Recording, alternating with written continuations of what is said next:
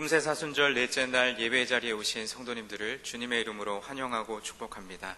다 함께 기도드리겠습니다.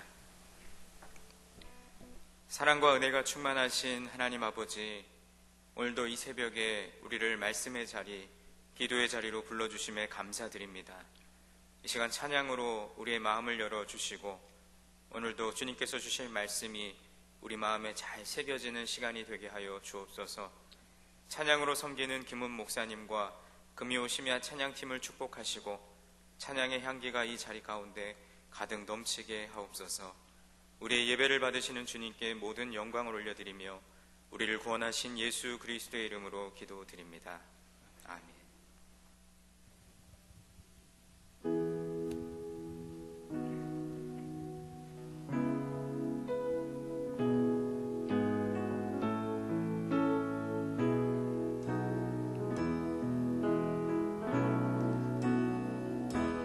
약할 때 강함 되시네 나의 보배가 되신 주 나의 모든 것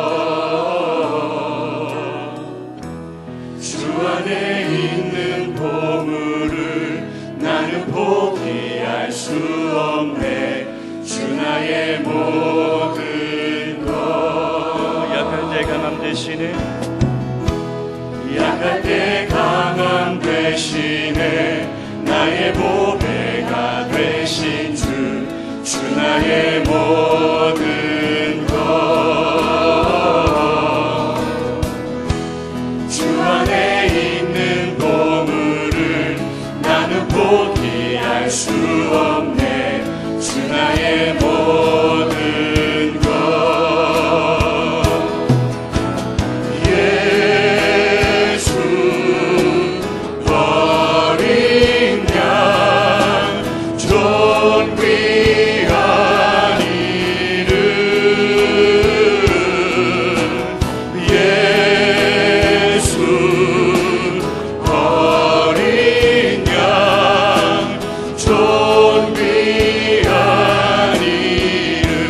약할 때 강함 되시네 약할 때 강함 되시네 나의 보배가 되신 주 나의 모든 것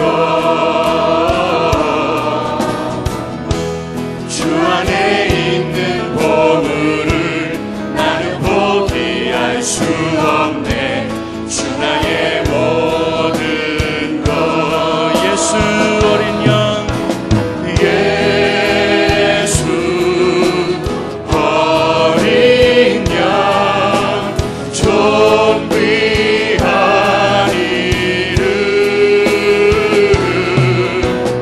예수 어린 양 존귀한 이름 십자가 죄사하셨네 십자가 죄사하셨네 주님의 이름 찬양해 주 나의 모든 것 쓰러진 나를 세우고 나의 빈잔을 채우네 주 나의 모든 것 예수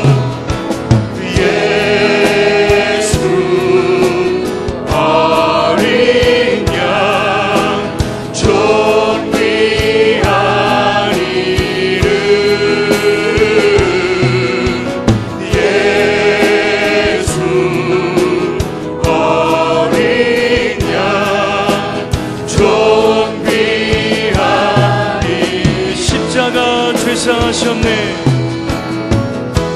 십자가 죄사하셨네 주님의 이름 찬양해 주 나의 모든 것 쓰러진 나를 세우고 쓰러진 나를 세우고 나의 빈잔을 채우네 주 나의 모든 다시 한번 십자가 죄사하셨네 십자가 죄사하셨네 주님의 이름 찬양해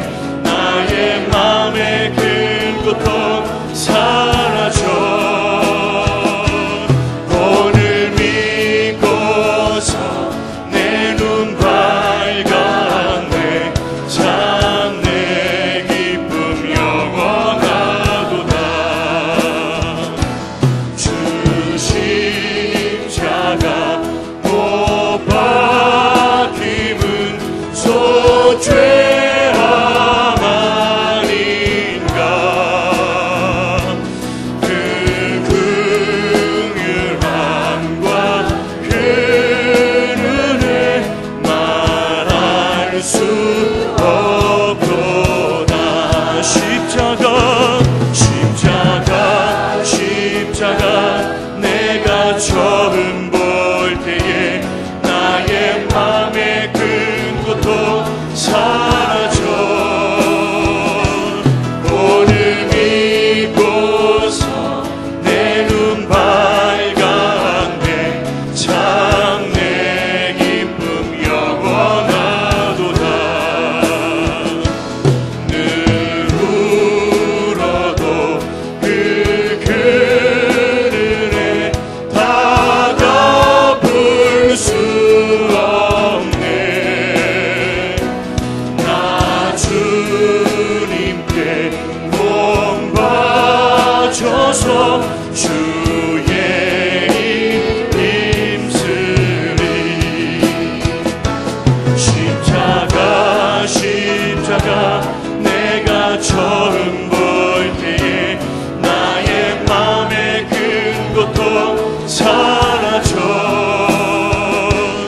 오늘 믿고서 내 눈 밝았네 참 내 기쁨 영원하다 십자가 십자가 십자가 내가 처음 볼 때에 나의 맘의 큰 고통 사라져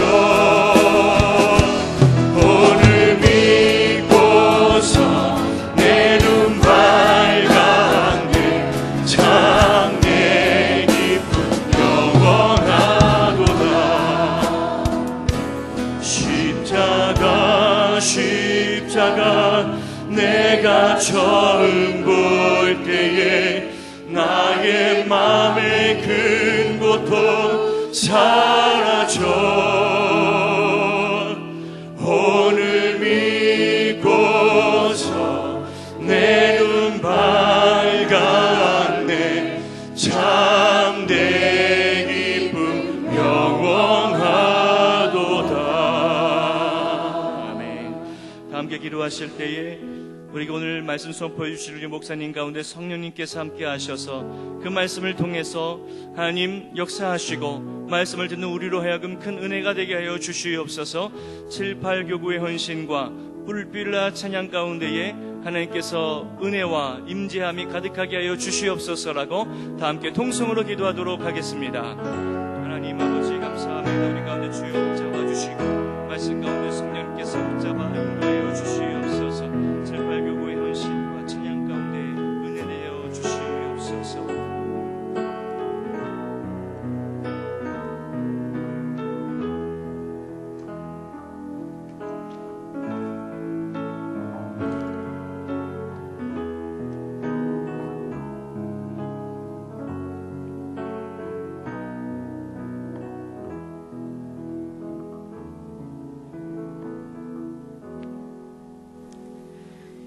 우리의 찬양을 받으시기에 합당하신 하나님 아버지, 이번 한 주간 꿈새 사순절로 매일 새벽 주님 앞에 모이게 하심을 감사드립니다. 오늘도 말씀을 전하실 담임 목사님의 영육을 강건케 하여 주시고 말씀을 듣는 우리들에게도 은혜 충만한 시간이 되게 하여 주옵소서. 그분을 아십니까? 라는 주제로 진행되는 이 꿈새 사순절을 통해 우리 주님을 더 깊이 더 잘 알아가는 이번 시간이 되게 하여 주옵소서. 오늘 특별 찬양을 올려드리는 7,8교구와 뾰라 중창단의 헌신을 기쁘게 받아주시고 예배를 돕고 섬기는 남녀 전도의 연합회와 또 예배부의 섬김을 크게 축복하옵소서. 오늘도 말씀을 통해 우리에게 음성을 들려주시며 또 하나님의 뜻으로 또 우리 울렌솔롱고 귀한 아가를 돕고 섬기기 위해서 우리의 마음을 모으는 귀한 성도님들의 헌신을 주님께서 귀하게 사용하여 주옵소서. 예배를 통해 영광 받으시기를 원하시는 예수 그리스도의 이름으로 기도드립니다. 아멘. 이제 7,8교구 뾰라 중창단의 하나님께 찬양을 올려드린 후에 담임 목사님께서 말씀을 전해주실 때 많은 은혜 받으시기 바랍니다.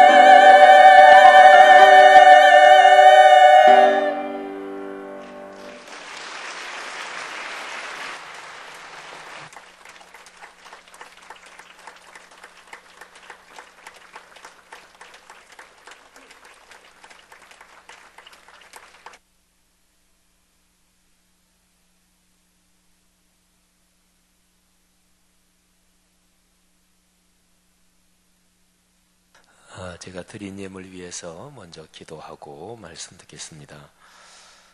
하나님 아버지 은혜를 중심으로 감사 올립니다.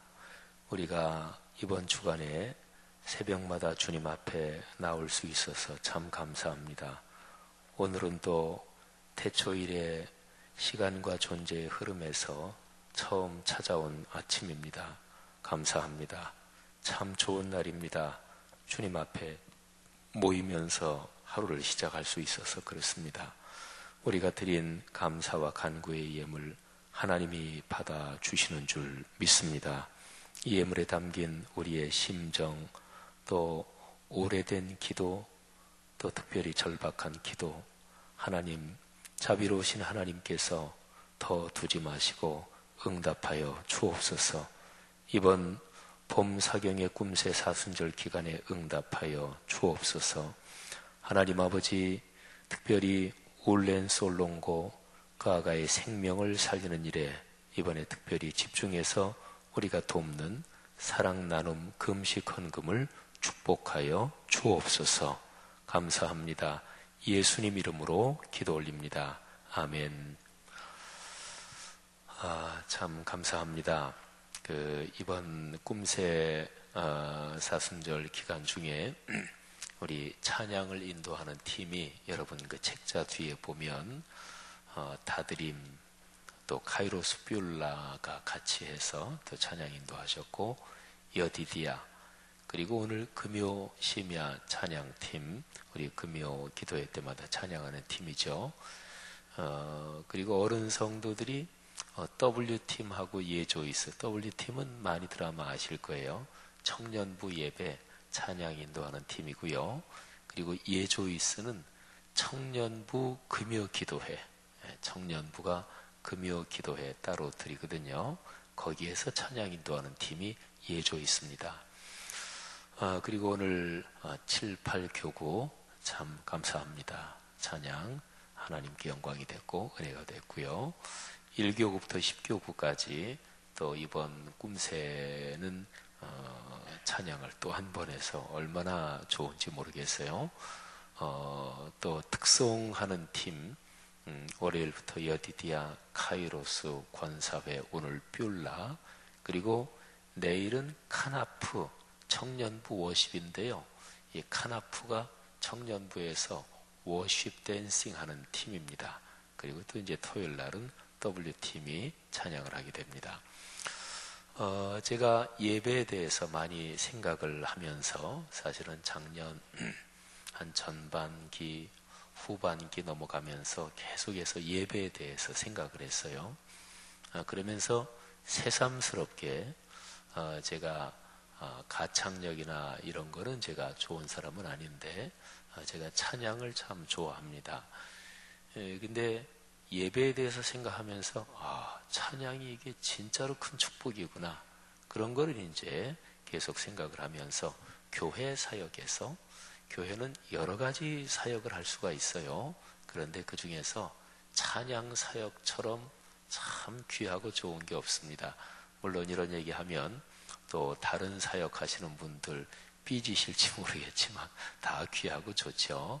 근데 찬양 사역은 찬양하면서 나를 드러내지만 않는다면, 또 찬양이 근본적으로 하늘아버지의 거룩한 영광을 올려드리는 것이고, 그리고 우리가 아니라 찬양의 가사 또는 곡조 그 무드를 통해 주님의 영광을 드러낸다, 요것만 잘 생각하면 그러면 찬양 사역이 참 멋진 일입니다. 곡조나 가락 때문에도 마음이 행복해지기도 하고, 그리고 조금 더 깊이 찬양하는 사람들은 언제나 가사에서 은혜 받는 거거든요. 그러면 가사는, 모든 찬양의 가사는 66권 성경 말씀에 기반이 돼 있는 게 찬양의 가사예요. 그래서 그 가사가 내 마음속에 들어와서 더 은혜가 되는 거죠. 주님의 이름으로 이번 봄 사경의 꿈새 사순절에 찬양의 봉사, 찬양의 제사, 이 섬김을 맡은 모든 분들을 주님의 이름으로 축복합니다. 오늘 뷰라 마이킹 아주 잘 하셨어요. 잘 됐습니다. 여느 때 하는 때보다 훨씬 더 음량이 충분하게 잘 됐습니다. 예수님의 7가지 자기 선언, 우리 한번 책자, 서책자 팜플렛 제일 앞자 하나 넘기시면 거기에 있죠. 나는 생명의 떡이다. 나는 세상의 빛이다.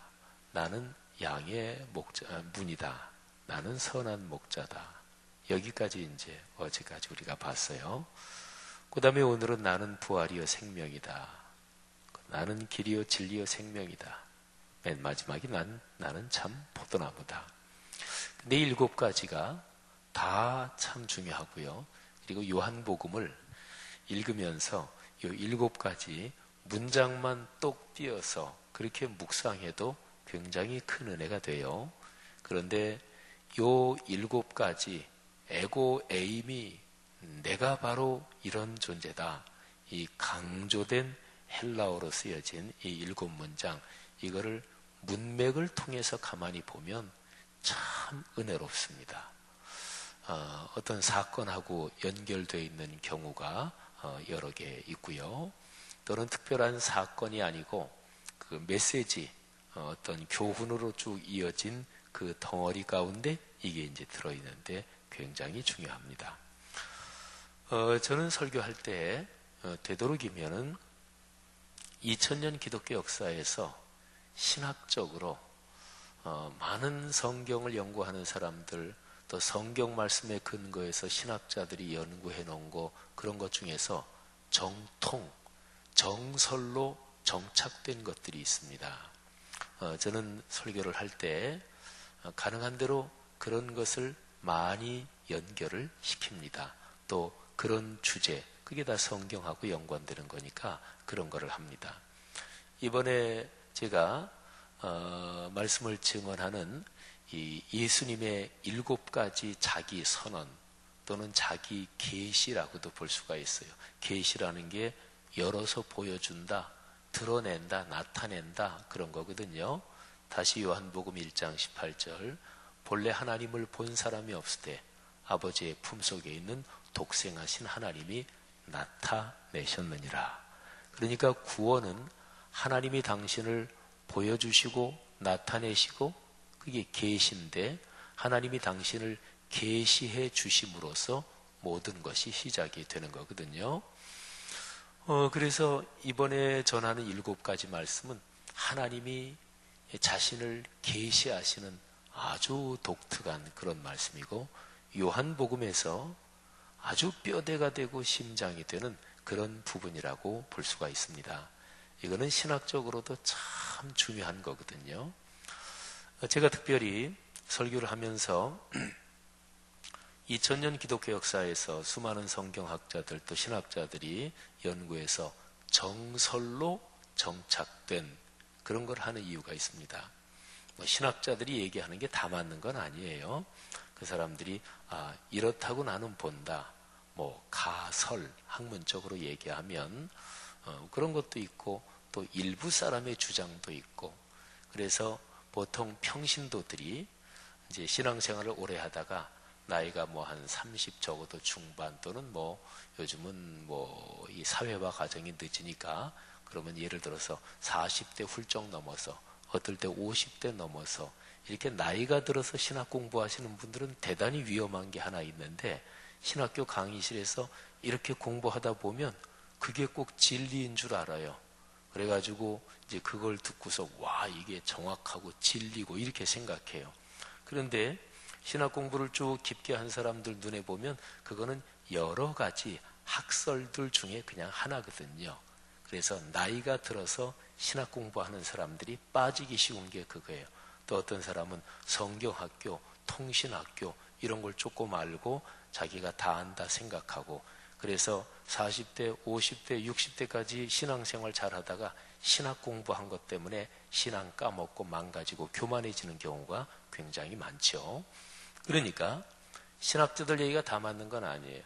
근데 2000년 기독교 역사에서 수많은 하나님의 사람들이 성경을 깊이 묵상하고 연구하고 또 그게 신학적으로 연결돼서 연구하고, 그래서 아주 찬란한 에센스처럼 갈고 닦은 보석처럼 이게 굳어진 정통 이런 게 있어요. 그거는 참 귀한 거죠. 저는 2014년부터 제가 주보에 설교 전문을 썼습니다. 그리고 2014년부터 2년 반은 제가 아주 정확하게 원고 설교했어요. 아주 우리 교회 주보에 그 주 설교 내고, 그리고 또박또박 제가 읽었죠. 그죠? 2년 반을 그렇게 했어요. 2016년 중반부터는 설교 원고는 쓰지만 그러나 또박또박 읽지는 않고 좀 자유롭게 설교했어요. 요즘도 이제 그러죠. 근데 제가 그렇게 한 이유가 있어요. 제가 볼 때 도대체 한국교회 문제가 뭘까? 그거는 말씀이 살아 움직이지 않는다. 이게 분명히 문제인데, 우선 현상적으로 얘기하면 성도들이 설교 안 듣는다. 안 듣는 게 굉장히 많다. 근데 근본적으로 따져가면 그 책임은 목회자에게 있다. 그러니까 설교가 뭐냐? 설교 목사님들이 그냥 성경 구절 이렇게도 해석하고 저렇게도 해석하고 또 재미있는 얘기, 좋은 얘기 해가지고 이렇게 그냥 잠깐 설명해주고 그런 게 설교지. 그러니까 성도들이 설교에 대해서 의식적으로 무의식적으로 진지하게 생각을 안 해요. 또 신앙생활 오래 하고 자기 나름대로 성경 지식이 있는 사람은 앉아서 설교 다 판단하고 있어요. 저건 그렇고 설교가 들어갈 리가 없지요. 말씀이 들어가지 않으니까 신앙이 성장할 리가 없지요. 그러니까 오래 신앙생활하는데 그 사람의 신앙이 성장하나? 성장하는 게 아니에요. 자기 스타일이 굳어지는 거지. 자기 교회 생활 스타일이 굳어지는 거지. 성경에서 얘기한 기쁨, 사랑, 감사 이런 영적인 내적인 충만함은 전혀 성숙하지 않고 신앙생활의 스타일, 습관, 고집만 강화되는 거예요. 그래서 교회 오래 다니는 사람 중에서 충돌하는 사람은 거의 다가 그래서 충돌하는 거예요. 신앙 좋은데 충돌해요? 예수님 점점 닮는데 충돌해요? 아니잖아요. 그러니까 인격은 변하지 않고 신앙생활의 습관, 고집, 자기 스타일만 굳어지는 거예요. 모든 거는 말씀을 듣지 않아서 그렇다. 그래서 제 고민이, 목사로서의 고민이 그런 것입니다. 그래서 이제 그렇게 했어요. 그리고 제가 설교를 본문을 잡을 때나 이런 때 조금 전에 얘기한 대로 2000년 기독교 역사에서 참으로 많은 하나님의 사람들이 성경을 연구하고 그래서 아주 에센스처럼 아주 갈고 닦은 보석처럼 찬란하게 다듬어진 그런 거를 연결시키는 이유도 그거예요. 이번 봄사경의 꿈새 사순절에 예수님의 자기 선언, 예수님의 자기 계시 7가지는 그런 것 중에 하나예요. 사랑하신 여러분, 7가지 자기 선언 중에서 어떤 게 제일 중요할까? 제가 어제 저녁 때 말씀을 이렇게 보면서 그 생각을 해봤어요. 자, 7가지 중에서 어떤 게 제일 중요할까? 어떤 게 제일 핵심일까? 근데 이것도 생각이 나고 저것도 생각이 나는데 근데 보니까 그게 비교할 수가 없더라고요. 각기 하나하나 자기 선언 7가지, 생명의 떡 또는 세상의 빛, 양의 문 등등 잘 보니까 다 나름대로 깊이 복음의 본질하고 다 연결이 되어 있어요. 그런데 이런 각도에서 보면 우리 기독교 신앙은 중심이 예수 그리스도의 십자가의 죽으심과 부활이잖아요. 그죠? 이게 이제 기독교 복음의 가장 위대한 계시 사건이에요. 하나님이 당신을 이 사건을 통해서 세상에 보여주신 것이다. 이런 얘기죠. 그렇다 그러면 오늘 우리가 지금 묵상하는 나는 부활이요 생명이다. 이거는 그런 각도에서 7개 중에서 이게 심장입니다. 오늘 예수께서 말씀하신 나는 부활이요 생명이다. 부활이시며 생명이신 예수 그리스도께서 여러분에게 능력을 주시고 힘이 되시고 그리고 여러분 삶에 같이 동행하신다는 사실을 오늘 메시지를 통해서 깊이 깨닫고 힘과 복을 얻으시기를 주의 이름으로 축복합니다. 11장 요한복음을 한번 전부 다 펼쳐보시기를 바랍니다. 우리 그리스도인이 잘 아는 사건이 11장 1절부터 나옵니다. 베다니에 사는 마리아, 마르다 그리고 나사로, 제가 지금 거의 아마 3남매의 막내부터 지금 이름을 부르는 건데 아마도 이 3남매의 제일 마지가 나사로 남자지요. 그리고 여동생 둘이 있었어요. 큰 자매가 마르다 그리고 막내가 마리아입니다. 그런데 나사로가 중병이 들렸습니다. 거의 죽을 지경이 다 돼서 그래서 이 여동생 둘이 급히 사람을 예수님께 보냈지요. 근데 예수님께서 굉장히 나사로를 사랑했고 마르다 마리아를 굉장히 사랑했어요. 성경에는요, 예수님께서 어떤 사람에 대해서 각별한 애정 또는 각별한 관심 또는 특별하게 챙겨주셨다, 이런 게 흔적이 보이는 구절들이 있어요. 그런 게 말하자면 2000년 전에 우리처럼 똑같이 사람으로 사셨던 구세주의 흔적을 보여주는 거예요. 저는 목회하면서 이런저런 공적인 일에서는 모든 성도들을 가능한 대로 똑같이 대해드리고 섬겨야지, 이런 거를 신경을 굉장히 많이 써요. 어떤 특별한 분이라 그래서 그분에게 특별히 더 많이 하고, 또 어떤 분은 뭐 교회 그렁그렁 나오시고 교회 기여도 별로 안 하시니까 뭐 대강 그렇고 이러면 안 되잖아요, 그죠? 그래서 어떤 분이든지 똑같이. 그런데 목회자도 목회하면서 인간적으로 신세를 지는 사람이 있어요. 성도들 중에서, 자기 성도들 중에서 그냥 사람으로서 그분께 너무나 크게 신세를 졌다. 그러면 사람이 은혜를 모르면, 우리 보통 동양적인 또 한국적인 말로 은혜를 모르면 그게 짐승이죠. 그러면 짐승들이 아마 되게 화낼 거예요. 짐승들은 은혜를 잘 알아요. 까마귀도 알고요. 그리고 동물도 은혜를 알아요. 어쨌든 그래서 목사로서 공적으로 어느 성도나 다 귀하게, 또 어떤 면에서 다른 사람보다 능력이 좀 작고 경제력도 굉장히 어렵고 그런 분일수록 더 애틋하게 섬겨드리고, 목회자들이 또 교회 성도들이 그래야 되잖아요. 근데 목회자도 인간적으로 내가 그분에게 신세를 졌다, 그렇게 되면 드러나지는 않게 그분께 신세를 갚아야지요. 그게 사람의 도리지요. 예수 그리스도께서 2000년 전에 이 땅에 계실 때 그분도 진짜 신세진 사람, 그리고 저 사람 진짜 고맙네, 이런 게 있었을 거 아니겠어요? 그런 게 성경을 가만히 읽다 보면 이렇게 흔적이 있어요. 묻어나는 구절이 있어요. 그 중에 하나가 이 나사론의 이 가정이에요. 예수님이 참 각별하게 사랑하셨던 것 같아요. 성경에는 마리아라는 이름을 가진 굉장히 여러 여인들이 있습니다. 예수님의 모친부터 마리아잖아요, 그죠? 또 막달라 마리아도 있고, 또 예수님의 또 친척 중에서도 마리아가 있고. 근데 예수님께서 이 가정의 마리아를, 이 막내를 참 이뻐하셨던 것 같아요. 어쨌든요. 근데 이렇게 예수님이 개인적으로 이뻐하시고 고마워하시고 아끼신 그 집안에 그 나사로가 중병이 들렸다. 그럼 예수님이 바로 가셔야 되잖아요. 그래? 야, 빨리 가자.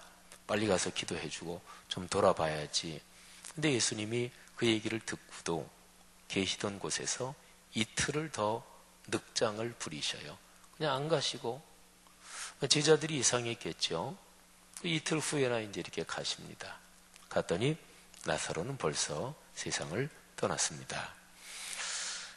바로 이런 상황 속에서 아주 중요한 거 한 가지 말씀드리면, 나사로가 중병이 들렸다는 얘기를, 그 전가를 받고서 예수님께서 이렇게 얘기하십니다. 요한복음 11장 4절을 한번 보실까요? 11장 3절에 보면 그 전가를 전하는 사람이 주여 보시옵소서 사랑하는 자가 병들었나이다. 이것도 아주 예수님이 얼마나 나사로를 아끼셨는지 그게 묻어나오는 표현이잖아요. 사랑하는 자가 병들었나이다. 근데 4절에 보면, 우리 4절을 다 같이 읽습니다. 시작. 예수께서 들으시고 이르시되 이 병은 죽을 병이 아니라 하나님의 영광을 위함이요 하나님의 아들이 이로 말미암아 영광을 받게 하려 함이라 하시더라. 아멘. 우리가 어제 새벽에 살펴본 말씀, 요한복음 9장에서 말이죠. 태어날 때부터 앞을 보지 못하는 시각장애인 제자들이 누가 잘못해서 그런 겁니까? 부모가 죄지어서 그런 아들이 태어난 것입니까? 아니면 그 사람 잘못입니까? 그랬더니 주님께서 그 둘 다 아니다. 하나님의 영광을 드러내기 위함이다. 이렇게 말씀하셨거든요. 여기 또 똑같은 말씀이 있네요. 병 걸렸는데 하나님의 영광을 드러내기 위함이다. 남이 어떤 거 잘못됐을 때 거 봐, 내가 뭐라 그랬어. 이런 사람은 참 지혜가 없는 사람이에요. 그리고 인격적으로 천박한 사람이고, 남이 잘못될 때 고소해야 하는 사람은 진짜 그런 사람이고, 예수 믿는 사람들 중에서 남이 뭐 잘못했으면 거봐 하나님께 벌 받았지, 이거는 아주 천박한 신앙이고, 그리고 결코 세상 일은 그렇게 돌아가지 않고 성경도 그렇게 단순하게 얘기하지 않아요. 근데 근본적으로 어떤 일이든지 이 얘기를 하면 이거는 다 맞아요. 하나님의 영광을 드러내기 위한 것이다. 할렐루야. 그러니까 존재하는 것에는 의미가 있습니다. 그렇죠. 존재하는 모든 것에는 풀 한 포기, 돌멩이 하나에도 의미가 있습니다. 그거는 창조주의 영광을 드러내기 위한 것입니다.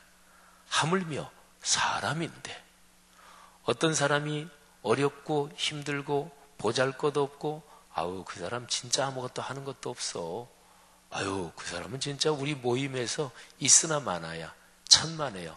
그 성경적으로 보면 반성경적, 비성경적 생각이고 비성경적 발언이에요. 존재하는 모든 것에는 의미가 있습니다. 특별히 사람은 어떤 사람이든지 그 사람을 통해서 하나님의 영광을 드러내기 위한 하나님의 계획이 있습니다. 사랑하시는 여러분, 혹시 오늘 여기 계신 여러분들 중에서 내 자신이, 또 내 삶이 뭐 내 인생은 그저 그렇고, 내 삶은 내가 보기에도 변변치 않은 것 같고, 그런 생각을 가진 분이 계십니까? 사람이 살면서 제일 힘든 거는 자기 열등감에 빠지는 거예요. 자신감이 없어지는 거예요. 자기 마음이 무너지는 거예요. 그런데 성경은 말합니다. 우리 한국 대학생 선교회 CCC 거기서 나오는 사형리의 제일 첫 구절로 말하면, 하나님은 당신을 사랑하시며 당신을 위해 놀라운 계획을 가지고 계십니다. 아멘. 그렇습니다. 하나님께서 여러분을 통해서 하나님의 영광을 드러내고 영광을 받으신다는 것을 굳게 믿으시기를 바랍니다. 그래서 이제 나사로 갔더니 이제 죽었어요. 그리고 예수님을 만나는데 언니 마르다가 먼저 만나요. 그러면서 언니가 이렇게 얘기합니다. 11장 21절 다 같이 한번 읽습니다. 마르다가 예수께 여짜오되 주께서 여기 계셨더라면 내 오라버니가 죽지 아니하였겠나이다. 자, 마르다가 예수님한테 주님이 좀 여기 계셨으면 제 오빠가 죽지 않았을 텐데요. 너무나 안타까워서 하는 말이죠. 그런데 나중에 동생이 예수님을 또 만나요. 자, 32절로 건너가 볼까요? 32절 다 같이 읽습니다. 마리아가 예수 계신 곳에 가서 배웠고 그 발 아래 엎드려 이르되 주께서 여기 계셨더라면 내 어머니가 죽지 아니하였겠나이다 하더라. 자매가 똑같은 말을 하네요. 그죠? 그러니까 이게 사람의 생각입니다. 우리 오빠 죽기 전에 예수님이 여기 계셨더라면 얼마나 좋을까.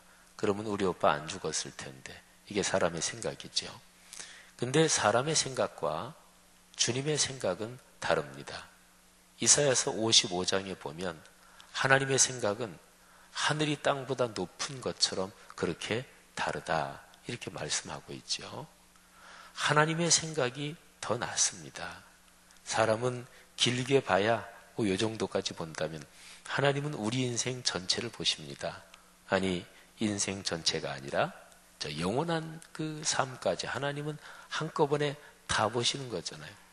제가 지금 이 강단 여기에 서서 설교를 하는데 저는 지금 이렇게 눈으로 보면 강단이 눈에 전부 다 들어옵니다. 뭐 이 정도면 전부 다 들어오죠. 그런데 개미 한 마리가 이쪽에 여기에 헌금 봉헌된 여기에 개미 한 마리가 기어가고 있다고 생각을 해보십시다.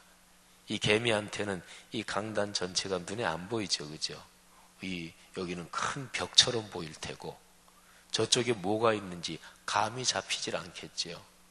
그러니까 개미는 이 벽 좀 어떻게 기어 올라가나, 돌아가야 되나, 어떻게 가야 되나, 뭐 이런 생각을 하겠죠. 근데 저는 이게 전체가 다 보입니다. 개미가 저기서 애쓰는 것도 보여요. 뭐 비유가 좀 적절한가요? 하나님은 우리의 삶을 다 보고 계십니다. 근데 우리는 누구나 다 그렇지만 발등에 떨어진 불, 그리고 내 피부에 당장 와닿는 것, 내 자존심에 걸리는 것, 그리고 내 가족을 비롯해서 내 친한 사람들, 우리 여기에 이해관계에 걸리는 거. 대개가 다 그거를 중심으로 생각해요. 신앙이 성숙하다는 것은 교회 생활에 익숙하다는 것을 말하는 게 아니에요. 신앙이 성숙하다는 것은 교회 연조가 오래되면서 내 스타일이 굳어지는 걸 말하는 건 아니에요. 착각하지 마세요. 신앙이 성숙한 것을 알아보는 몇 가지 표가 있어요. 그 사람이 자기 편 중심으로 생각하나, 자기 자존심 중심으로 생각하나, 그런데 잡혀 있으면 신앙생활 50년, 7, 80년에서도 그 사람은 신앙이 성숙한 게 아니에요. 신앙이 성숙한 것은 나 중심이 아니라 주님 뜻, 그리고 다른 사람을 배려하고, 그게 이제 신앙이 성숙한 특징들입니다. 그렇잖아요. 그죠? 일반적으로 신앙을 떠나서도 아유, 저분은 참 훌륭한 분이야. 이럴 때는 그런 걸 얘기하잖아요.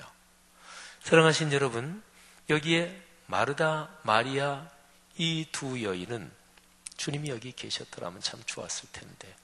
근데 어떻게 보면 주님이 안 계셨기 때문에 이제 더 좋게 되는 거예요. 할렐루야. 주님이 나사로를 살리시죠. 그런데 나사로를 살리는 이 과정에서 우리가 참 중요한 교훈 한 두어 가지 정도를 묵상을 해야 합니다. 먼저 이 전체 요한복음 11장 본문에서 믿는다, 이게 무지무지하게 강조되어 있다는 것을 알 수 있습니다. 자, 성경 몇 구절 한번 잠깐 제가 불러드릴 테니까 눈으로 한번 따라가 보세요. 11장 25절입니다. 예수께서 이르시되 나는 부활이요 생명이니 나를 믿는 자는 죽어도 살겠고, 믿는다는 얘기 나오죠. 무릇 살아서 나를 믿는 자는 영원히 죽지 아니하리라. 믿는다는 얘기 또 나오죠.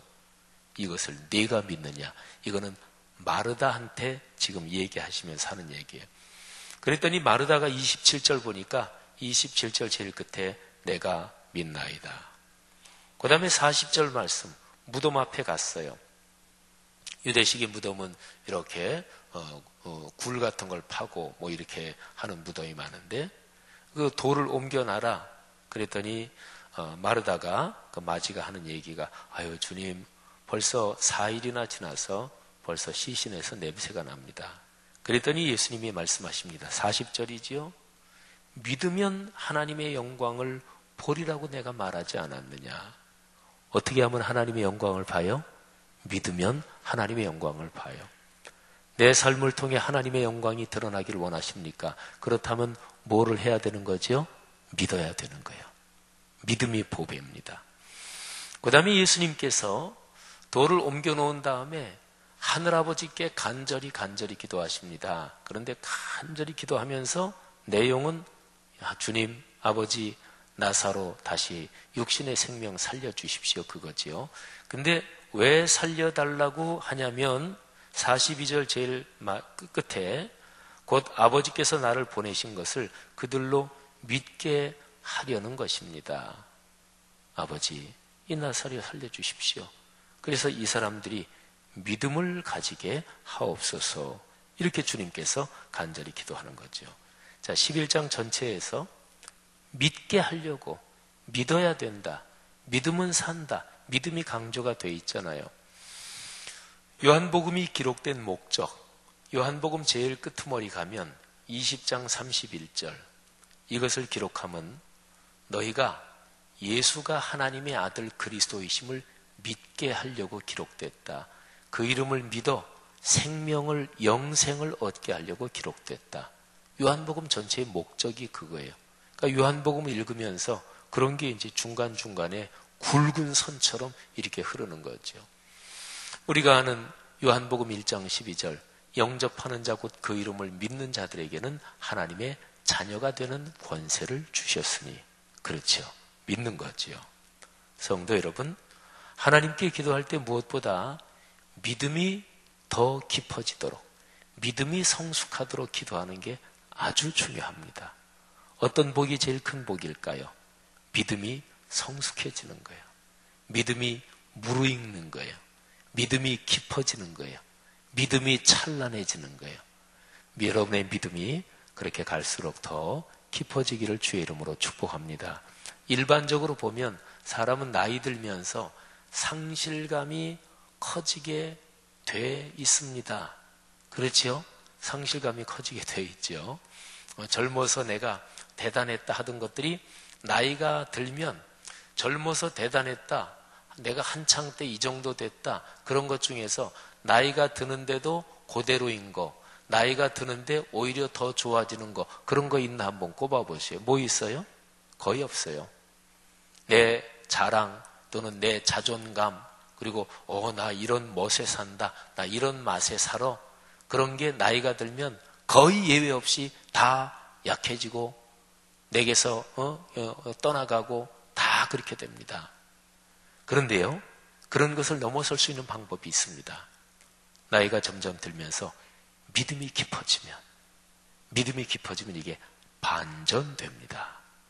그래서 사도 바울이 고백한 것처럼 우리의 겉사람은, 그건 신체를 말하는 거예요. 우리의 신체는 나이가 들면 늙어진다, 후패한다. 하지만 우리의 영은, 우리의 속은 날로 새롭도다. 할렐루야. 사랑하신 여러분, 그래서 교회에서 신앙생활 오래 하시면서 이면을 꼭 붙잡고 사는 그 성도가 지혜로운 거예요. 이면을 붙잡고 살아야 돼요. 자, 어쨌든 믿음이 강조됐고, 그 다음에 오늘 여기 말씀에서 아주 제가 중요한 얘기 하나 드릴까요? 자, 예수님이 마르다 먼저 만난다 그랬잖아요. 그래서 마르다하고 얘기를 합니다. 먼저 예수님께서 이런 얘기를 하세요. 자, 23절부터 보실까요?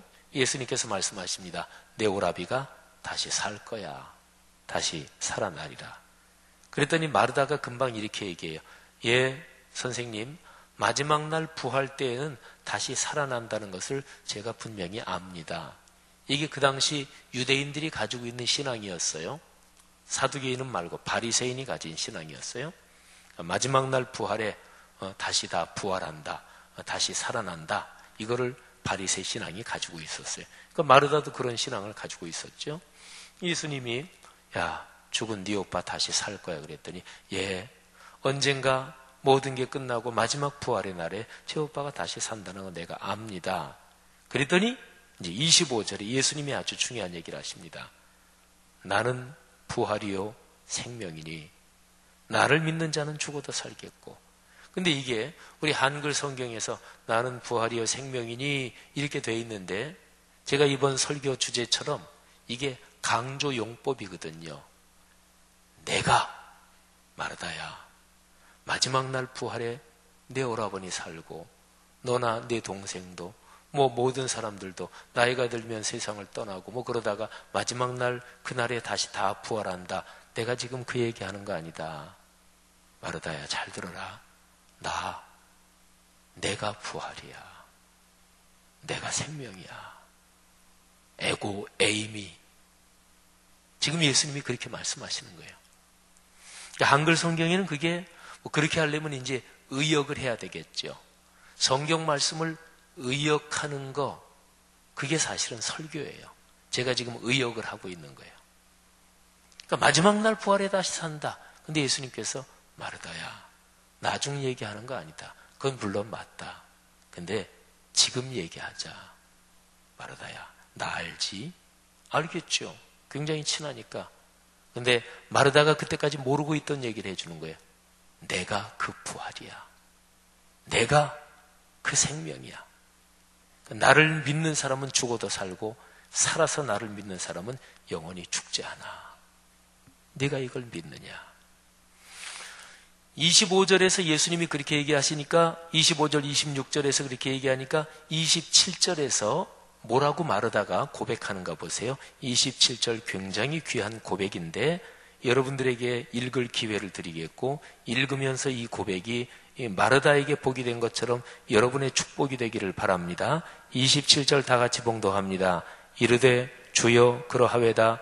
주는 그리스도시요 세상에 오시는 하나님의 아들이신 줄 내가 믿나이다. 아멘. 마르다가 신앙 고백을 한 거예요.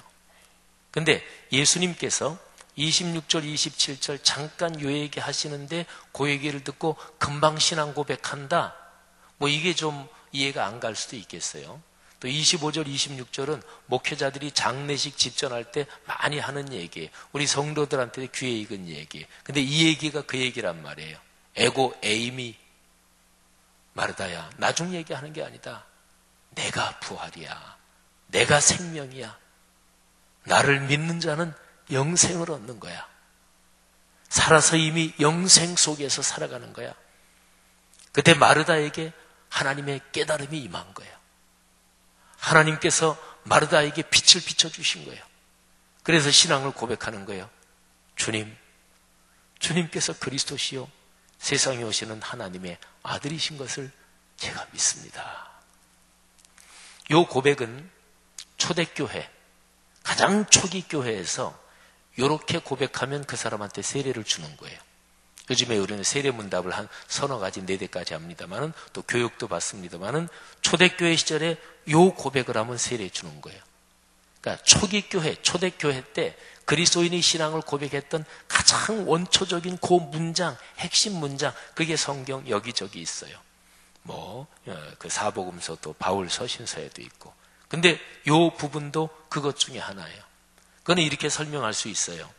예수 그리스도께서 계실 때 이런 고백을 한 거, 그런 사람들이 예수님을 만나고 예수님을 믿고 영생을 얻고 예수님과 더불어 하늘의 복을 깨달았는데, 이게 이제 예수님이 부활 승천하신 뒤에 초대교회로 이어진 거죠.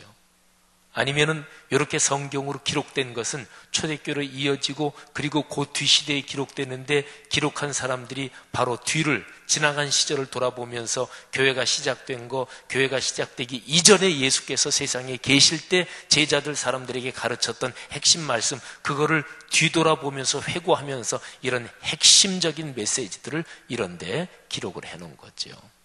자, 마르다가 신앙 고백을 해요. 사복음서에는 예수님께서 당신의 생애를 다 사시고 십자가에 달려 돌아가시고 부활하시고 승천하셨어요. 승천하시고 나서야, 그렇구나, 이렇게 깨달은 사람이 대부분이에요.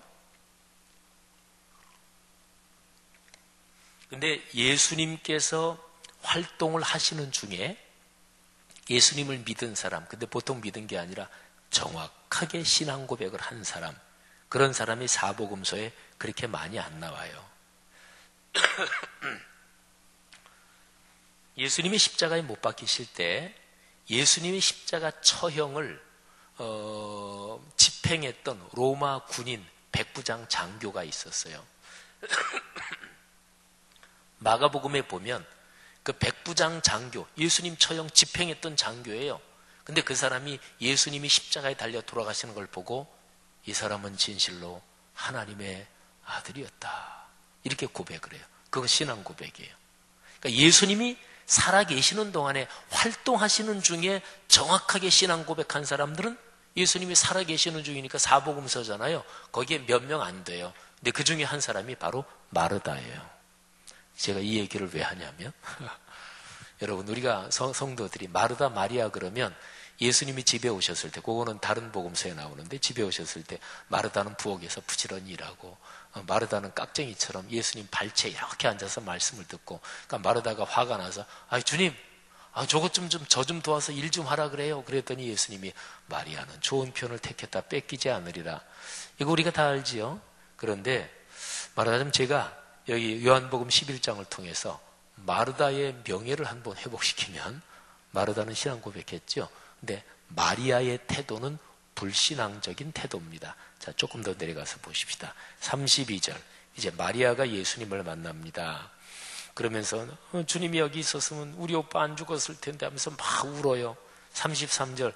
예수께서 그가 우는 것, 마리아가 우는 것과 또 함께 온 유대인들이 우는 것을 보시고 심령에 비통히 여기시고 불쌍히 여기사, 심령에 비통히 여기셨다, 안타깝게 여기셨다. 그리고 그들이 우는 거를 보고서 영생도 모르고, 그러니까 우는 거잖아요. 그죠? 그러니까 지금 마리아의 자세, 태도는 사실은 불신앙의 태도입니다. 자, 이 정도 되면 상쇄가 됐죠. 그죠?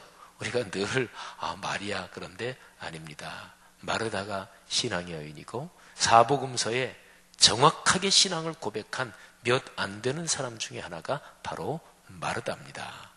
사랑하신 여러분, 오늘 제가 마르다하고 예수님하고 대화하는 그 장면 그렇게 얘기했는데, 한번 여러분을 생각해 보세요. 언제입니까? 언제 그런 일이 있었어요? 지금까지 신앙생활에 오시면서 예수님이 나의 부활이요 나의 생명이요 내 죄를 위해서 십자가에 달려 들어가신 나의 구세주다. 그거 여러분에게 언제 또는 신앙생활 해오시면서 그런 체험이 어느 때였습니까? 혹시나 옛날에 내가 구원의 확신에 감격했지, 그런데 요즘은 아닌 분 계십니까? 혹시나 여러분 중에서 예수 그리스도 나의 주님으로 영접한 난 사실은 그런 체험, 그런 기억은 없다, 그런 분 혹시 계십니까? 그런 분들을 전도 폭발 훈련 받으신 분들이 도와주셔야 돼요.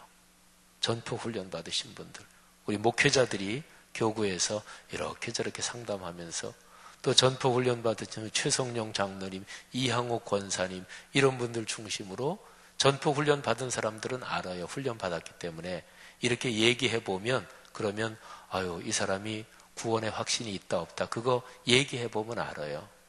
그런 분들한테 복음에 대해서 설명하고, 그리고 예수님을 내 주님으로 영접하도록 도와드려야 돼요. 그래서 교회에서 제가 지금 그 구상을 하고 있는데 언제 어떤 방식으로 그걸 좀 할까? 우리 교회 양육반 있잖아요. 양육반 구원의 확신. 그거는 이 세상 떠날 때까지 리바이벌 해야 돼요. 자꾸 일정 기간 한 4, 5년에 한 번씩 계속 해야 돼요. 그래서 우리 교회 장로님들부터 모든 성도들까지 양육반, 그건 우리가 받은 구원에 대한 거거든요. 그 리바이벌을 언제쯤 어떤 방식으로 할까? 제가 그런 생각을 하고 있습니다. 아니면은 주일 예배 설교를 통해서 그걸 할까? 아니면 수요예배 설교를 통해서 할까? 그런 생각을 하고 있습니다.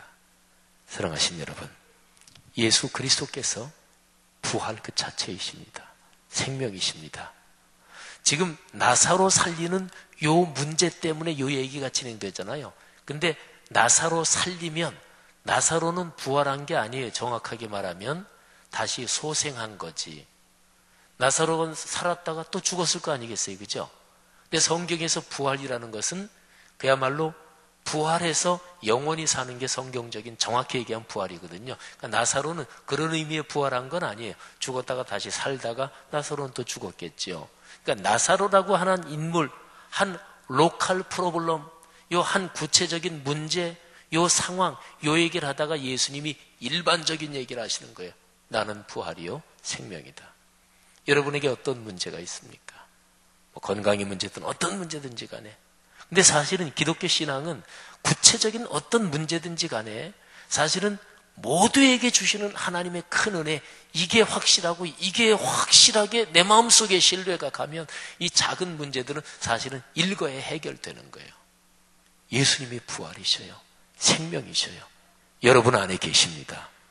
이거를 꽉 쥐면, 그러면 이 시각이 탁 열리면 그 다음에 내가 막 그냥 이것저것 막 근심하고 막 걱정하고 있었던 게 갑자기 아무것도 아닌 것처럼 돼요. 이게 바로 진리의 깨달음이에요. 성도 여러분들이요, 부활이요 생명이신 예수님이 여러분과 같이 계십니다. 그리스도인은 이 신앙을 가지고 인생길을 걸어가는 사람들을 말합니다. 이 예수 그리스도께서 여러분의 삶에 힘이 되고 능력이 되시고, 그리고 세상에 희망이 되시는 것 다시 한번 고백하십시다. 하나님이 여러분을 축복하십니다. 예수 그리스도를 통해서 여러분과 오늘도 걸어가실 것을 믿습니다. 기도하겠습니다. 들은 말씀을 끌어안고 기도하겠습니다. 오늘이 목요일입니다. 새벽 예배는 2번 남았습니다. 내일과 모레 예수님의 자기 선언 6번째, 7번째 묵상할 것입니다. 우리 팜플렛에 성경 본문이 다 나와 있어요. 그래서 미리 그 성경 본문을 이렇게 읽고 묵상하면 더 크게 은혜가 되실 것입니다. 돌아오는 주일까지 봄사경의 꿈새 사순절입니다. 하나님 은혜 주옵소서. 내가 가진 문제들 이번 봄사경의 꿈새 사순절 기간 중에 해결받게 하시고 주의 뜻을 깨닫게 하옵소서. 나라와 민족을 위해서 기도하시고, 또 여러분 주변에 구역 식구들 또는 같은 부서 기관에서 일하는 분들 중에서 이런저런 문제로 어려운 분들 위해서 중보기도 해 주십시오. 중보기도는 하나님이 가장 기뻐하시는 기도 중에 하나입니다. 이 시간에 기도할 때 하나님의 성령이 여러분을 안수하시고, 이 시간에 기도할 때 여러분 안에 계신 주 예수 그리스도께서 여러분에게 말씀하실 것입니다. 다 같이 통성으로 기도하다가 자유롭게 돌아가시겠습니다. 하나님 아버지, 은혜를 감사합니다. 오늘 들은 말씀 가슴에 끌어안고 기도합니다. 아버지 하나님께서 우리를 통해 역사하옵소서. 성령으로 붙잡아 주시기를 간절히 원합니다. 아버지, 부활이요 생명이신 주님 감사합니다. 부활이요 생명이신 주님께서 저와 같이 계시고 제 안에 계시고 그리고 저를 축복하시니 감사합니다.